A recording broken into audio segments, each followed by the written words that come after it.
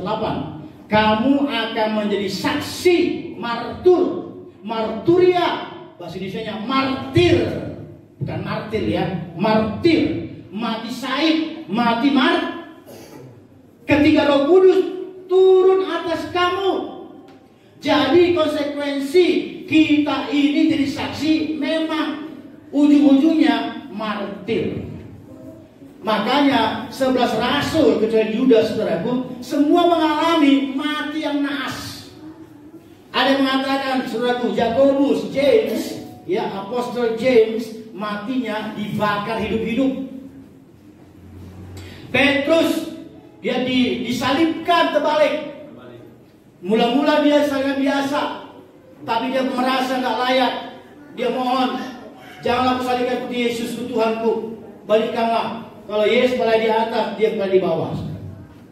Hampir semualah rasul-rasul ragu mengalami martir. Dan martir pertama setelah Yesus adalah Stefanus. Amin. Stefanus dilempari dengan batu sampai mati. Martir pertama. Dan ada anggota berkata, sejarah gereja berkata, darah martir benih yang paling unggul untuk pemberita Injil. Amin. Di mana ada misionari hamba Tuhan yang martir di situ, maka Injil akan menyebar dengan cepat. Coba Kisah 8, termasuk tanah Batak, kan martir kan? Ya, misionari Jerman kan? Amin. Coba Kisah 8, mulai 1 bang. Saulus juga setuju dengan tema apa? Dengan judulnya penganiayaan terhadap jemaat di Yerusalem. Penganiayaan terhadap jemaat di Yerusalem, ya. Terus pada waktu itu mulailah penganiayaan yang hebat terhadap jemaat di Yerusalem. Mereka semua kecuali rasul-rasul tersebar ke seluruh daerah Yudea. Iya, karena begitu hebat penganiayaan, semua mereka tersebar. Bukan karena takut. Ngapain mereka tersebar? Kalau mereka takut, takkan mungkin mereka memberitakan Injil lagi. Ternyata tersebar mereka beraku. Ayat 4-nya, ayat 4. Mereka yang tersebar itu menjelajah seluruh negeri itu sambil memberitakan Injil. Sambil memberitakan, tersebar. Makin ada aniaya, makin menyebar Injil. Maka saya ingat Yusuf Roni pernah berkata begini, saudaraku. Ini kekristenan ini seperti apa? Aniaya ini seperti mentega. Tahu mentega? Makin ditekan dia, makin menyebar dia. Haleluya. Aneh saudara. Atau seperti apa? Ya, makin dihambat, semakin merambat. Darah martir merupakan bibit yang paling unggul untuk pekabaran Injil. Di mana ada hamba Tuhan martir di sana, marturia, maka di situ akan banyak orang percaya. Salah satu negara yang paling tinggi Kristennya beraku, dari yang tidak begitu ya signifikan beraku, Cina. Dulu Cina sangat kencang dengan dewa-dewa mereka, saudara. Tapi kemudian masuklah Injil. Kalau nggak salah dulu, saudaraku, hamba Tuhan William Carey, ya, ke Tiongkok, saudara. Kemudian beraku mulai terjadi penginjilan. Dan di sana nggak seperti Indonesia, saudaraku. Kita masih bebas bawa Alkitab. Ya, handphone juga banyak dikasih Alkitab. Di sana nggak bisa bawa Alkitab. Lalu mereka bagaimana kumpulnya, saudaraku? Gedung-gedung yang sudah ini nggak bisa, saudara. Mereka cari tempat-tempat gua-gua, ya tempat-tempat yang kering, saudaraku. Kayak apa? Kayak hutan-hutan yang terbakar, yang kering lah, yang tandus. Mereka kumpul di sana, saudaraku. Masuk ke gua-gua, saudaraku, kumpul di sana. Rindu mereka, saudaraku. Tapi ternyata tidak ada Alkitab. Karena nggak bisa bawa Alkitab. Kita masih bebas, saudaraku. Itu pun payah kali bawa Alkitab. Karena ganti handphone nggak apa-apa lah. Ternyata di handphone pun tak ada pula aplikasi Alkitabnya. Yang ada apa, saudaraku? TikTok, saudara. Nah, saudaraku, kemudian ketika mereka kumpul, saudaraku, mereka berkata, mari kita buka mulut kita. Saudara, kenapa buka mulut? Ternyata kertas-kertas Alkitab itu mereka buat di bawah lidah. Mereka nggak bisa buka kitab, ya, ketahuan sama polisi, saudaraku, langsung dihukum penjara, tembak mati, saudaraku. Tapi kemudian mereka koyak-koyaklah berapa lembar, disimpanlah di bawah lidah. Ketika mereka kumpul, mereka bukalah mulut mereka, ambil kertas. Rindunya mereka baca firman itu, saudara. Amin saudaraku. Terakhir saudaraku sekarang bagaimana? Cina paling banyak Kristennya. Kala itu Eropa. Betul kata firman Tuhan, yang terdahulu akan terakhir, yang terakhir. Kalau dulu Eropa, Makedonia, sekarang Asia, termasuk Cina. Dan Tuhan kita ini Tuhan bijaksana. Katakan Tuhan bijaksana. Kalau kita mau mancing ikan, kita akan cari tempat yang sedikit ikannya atau banyak. Amin. Tahukah saudara, penduduk dunia, populasi dunia yang terbesar negara apa? Cina. Tuhan sangat bijaksana. Di situ paling banyak ya penduduknya, ke sana dia pergi. Dan nomor 3 kalau nggak salah siapa? Indonesia ya? Ya bukan? Nggak tahu ya, nggak tahu. Nomor 2 India, nomor 2. Ternyata ke sana lah Tuhan cari saudara. Bijaksana dia apa namanya? Dia jaga jiwa-jiwa. Di Cina paling banyak jiwa-jiwa. Makanya ada apa namanya? Ada joke ya, ada kelakar ya.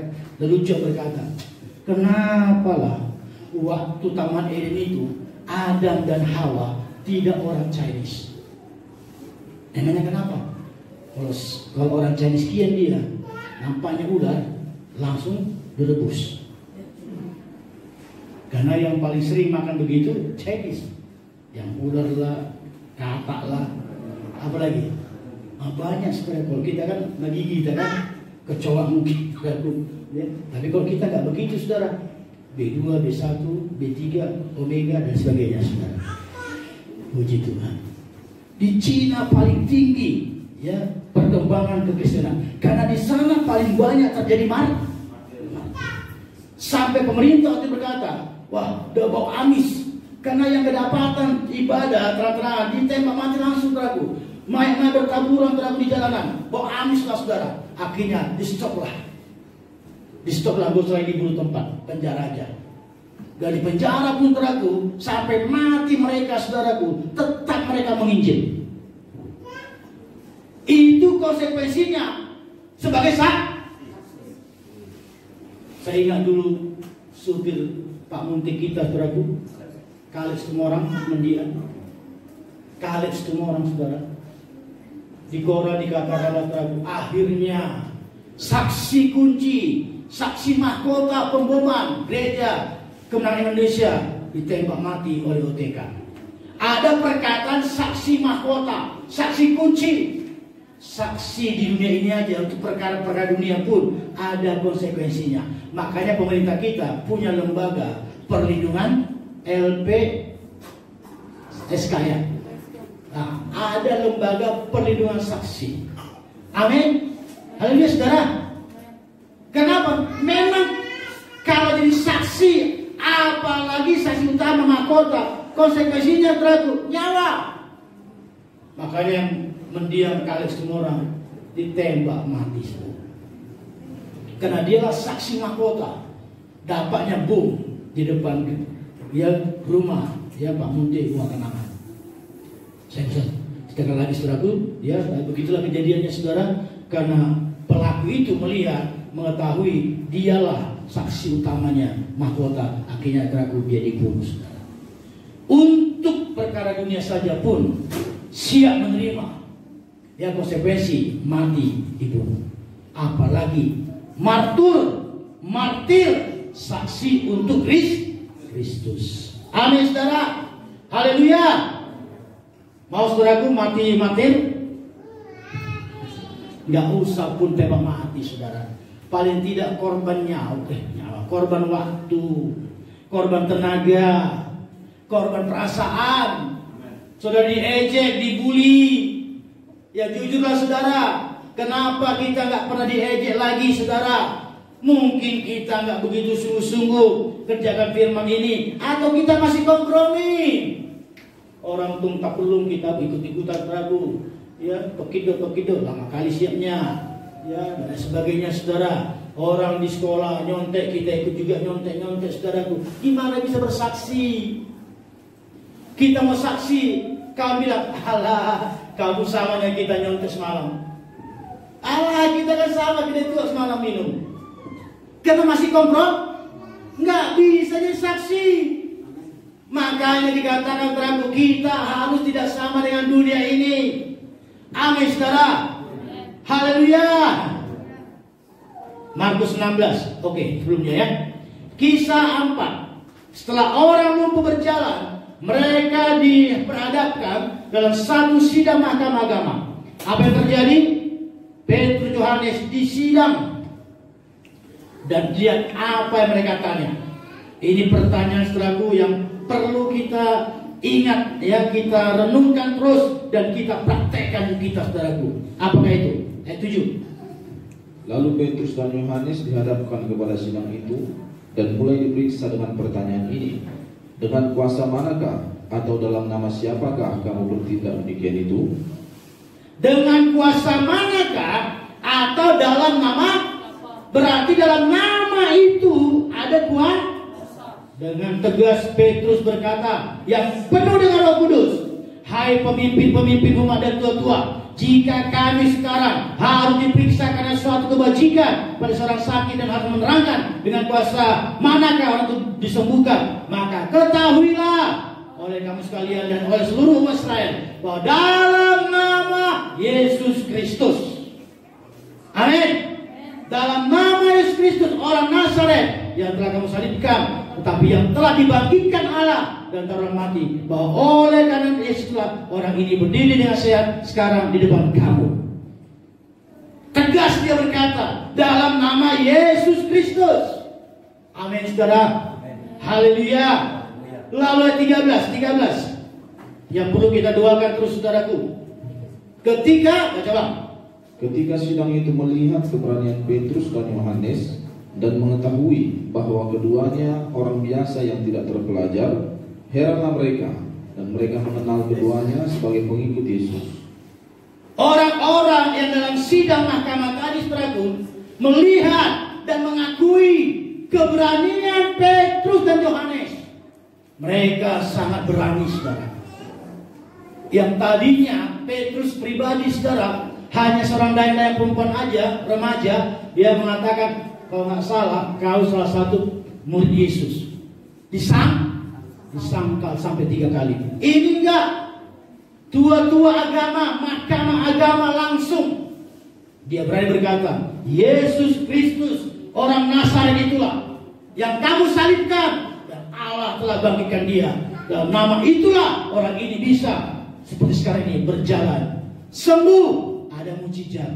Sampai dia berkata 12 ragu, karena di bawah langit ini tidak ada nama lain yang diberikan kepada manusia yang olehnya kita dapat diselamatkan, hanya nama Yesus. Ada keberanian. Nah, persoalannya saudara, kenapa kita nggak berani? Kenapa kita malu? Kenapa kita segan? Ingat Yesaya 12 ragu. Yang pertama, memberitahukan. Itu kayak bersaksi. Hanya menceritakan kembali apa yang Tuhan kerjakan dalam hidup kita. Saya rasa gak payah lah, gak sulit lah. Hanya menceritakan kembali kok. Tanpa ayat pun bisa. Amin. Kemudian mengabarkan ini sama yang menginjil. Ini pakai ayat lah. Orang sakit, sampaikan ayat firman Tuhan kesembuhan ilahi. Orang yang bimbang, ketakutan, putus asa, sampaikan firman Tuhan tentang harapan-harapan dan sebagainya. Tapi kalau memberitahukan, itu seperti bersaksi. Hanya menceritakan apa yang Tuhan telah perbuat dengan kita. Dan saya percaya saudara, begitu banyak kesaksian hidup kita yang Tuhan kerjakan yang baik-baik. Dulu aku sakit, sekarang aku sembuh. Ngambur juga pasti sembuh. Hanya itu aja saudara, doakan sembuh. Dulu aku penakut, sekarang pemberani. Dulu kalau ngomong di depan 2 orang 3 orang, gak berani aku. GTM aku, tapi sekarang aku berani. Depan ratusan orang pun aku berani. Itu dia perubahan. Hanya menceritakan saja saudara apa yang Tuhan telah kerjakan dalam hidup saudara. Saya tanya saudara sekali, sulit gak? Sebenarnya gak sulit. Si A buat baik sama saudara. Dari mulai kecil sudah disekolahkan sampai tamat SMA. Lalu saudara ditanya orang, bagaimana kan yatim piatu kau? Bagaimana uang sekolah dulu ada bapak tuaku, mak tuaku, dan SD aku sekolahkannya sampai tamat SMA dan kuliah. Saudara nggak berat menciptakan itu pada orang lain. Hanya bapak tuamunya, mama tuamunya yang berbuat baik sama kau. Itu pun hanya sifat sementaranya, perkara temporernya. Haleluya. Kita nggak berat, nggak takut, nggak malu menciptakannya. Apalagi perkara sorga, kekekalan, hidup kekal, keselamatan. Masa kita takut, malu menciptakan kembali pada orang lain, saudara? Ciptakanlah. Amin. Perempuan yang Tuhan jumpa di sumur Samaria, Yohanes 4 beraku. Ketika dia bicara dengan Tuhan Yesus, kalau hidupnya diubahkan Tuhan beraku sampai dia adalah penginjil pertama yang memberitakan tentang Mesias. Dia pergi dari sumur itu ke dalam kota dan dia teriakkan, dia serukan pada orang-orang. Ternyata ada di sana seorang, mungkinkah dia Mesias itu? Ayo ke sana, dengar dia. Dan luar biasanya semua orang ikut dia. Pada perempuan ini punya, saudaraku, yang masa lalu yang gak bagus, saudaraku. Laki-laki di rumah dia yang sama dia pun bukan suaminya. Artinya apa? Ada 6 laki-laki sama dia, saudara. Perempuan gak bagus, saudara. Tapi karena jumpa dengan Tuhan, ada keberanian, hilang rasa malu, saudaraku. Dia berani bersaksi. Dia lupa masa lalunya. Memang dalam Yesus tidak ada masa lalu, yang ada masa depan. Amin. Sebab dalam Kristus tidak ada yang lama telah, sesuatu yang baru telah datang. Kalau kita masih takut, malu bersaksi, berarti kita masih ingat siapa kita dulu. Jangan ingat siapa saudara dulu, ingat saudara sekarang dan yang akan datang. Kitalah umat pemenang, kitalah bangsa terpilih, imam rajani. Amin, saudara. Untuk menceritakan, memberitakan perbuatan besar dari Tuhan yang telah memindahkan kamu, memanggil kamu dari gelap pada terangnya ajaib. Supaya mereka diselamatkan, harus ada keberanian. Makanya jangan kompromi. Haleluya. Kita tegas, saudara. Ya. Setiap dosa harus ada disiplin. Gimana satu gereja dosa ada disiplin, nanti pendetanya pun berdosa yang sama. Gimana caranya, saudara? Kalau misalnya nggak disiplin, akhirnya terlalu hamba Tuhan pun bebas. Ingat, di sorga tidak ada satu dosa kecil pun. Makanya sidang ada di disiplin. Amin, saudara. Amin. Sekali lagi, keberanian. Padahal mereka ini adalah orang-orang biasa, orang awam, unlearned, tak terpelajar. Tapi mereka tetap bersama-sama dengan Yesus. Mereka tetap menjadi pengikut Tuhan. Dan yang kedua, apa yang mereka jadi berani, saudaraku? Ayat 31-nya. Kalau tadi Kisah 13, sekarang 31-nya. Atau mulai ayat 29. Ya, mulai 29. Dan sekarang ya Tuhan, lihatlah bagaimana mereka mengancam kami, dan berikanlah kepada hamba-hambamu keberanian untuk memberitakan firman. Mereka masih berdoa, masih minta kepada Tuhan keberanian. Pada tadi ayat 13, orang-orang sudah mengakui keberanian mereka. Itu pun mereka masih minta lagi, saudara, keberanian. Amin. Kalau tadi ayat 13 mereka berani, kita berkata they have been with Jesus. Kalau bahasa Indonesia, karena mereka pengikut Yesus. Tapi bahasa Inggris lebih dalam artinya, saudaraku. Ya, bahasa Indonesia 3 berkata mereka pengikut Yesus, the followers of Christ. Tapi bahasa Inggrisnya, they have been with Jesus. Mereka tetap bersama-sama dengan Yesus, walking with Jesus, walking with Jesus, berjalan bersama-sama dengan Yesus. Amin. Supaya kita memiliki keberanian. Yang pertama, tetap berjalan bersama Tuhan, tetap berjalan dengan firman-Nya. Enggak hanya sekedar pengikut Yesus. Coba sekali lagi 13 ya, 13 bahasa Indonesia, nanti bahasa Inggrisnya. Ya. Maka saya lebih suka, saudaraku, dia membaca terjemahan bahasa Inggrisnya. Ya, puji Tuhan, Tuhan berikan sedikit, saudaraku, ya pengetahuan tentang bahasa Inggris, ya, puji Tuhan. Maka saya pernah menerjemah Pak Joni, Pak Johnston, ya keluar negeri, saudara. Tuhan berkati, saudara. Sekarang nggak lagi, saudaraku, karena COVID, ya. Coba 13 bahasa Indonesia dulu, nanti bahasa Inggris. Ketika sidang itu